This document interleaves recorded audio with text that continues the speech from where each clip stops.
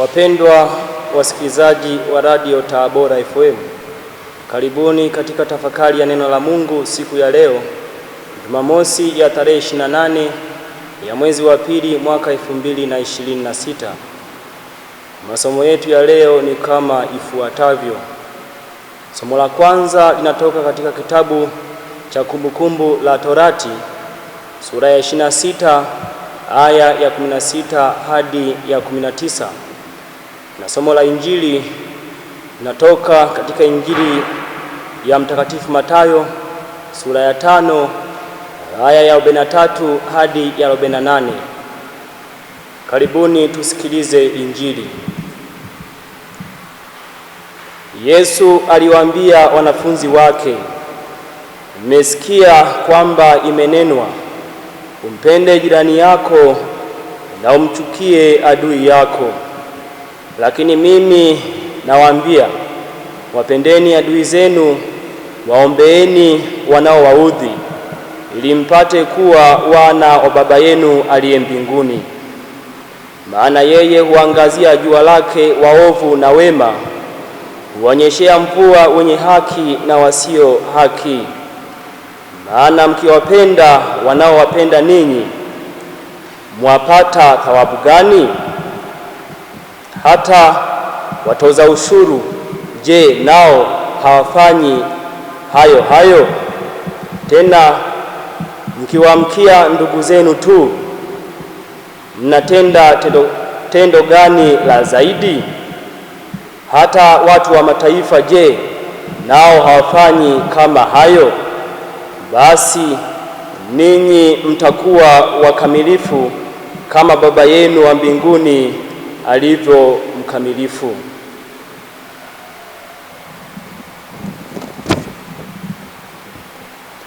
Neno la Bwana.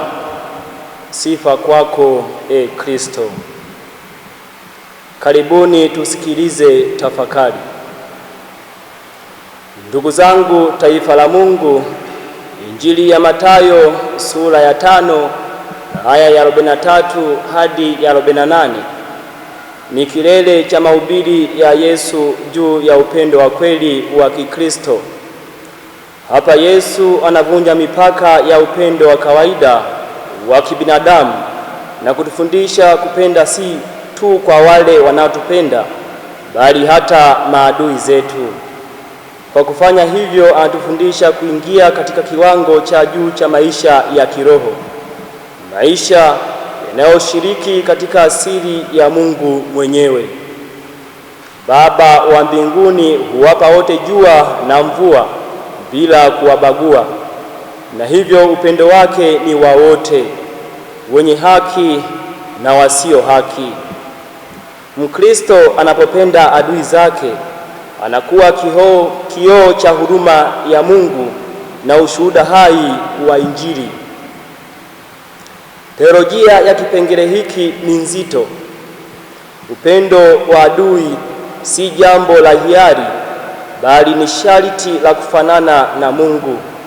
Huu ni upendo wa neema unaoshinda chuki na kisasi, na unaonyesha kwamba wokovu ni zawadi ya upendo usio na mipaka.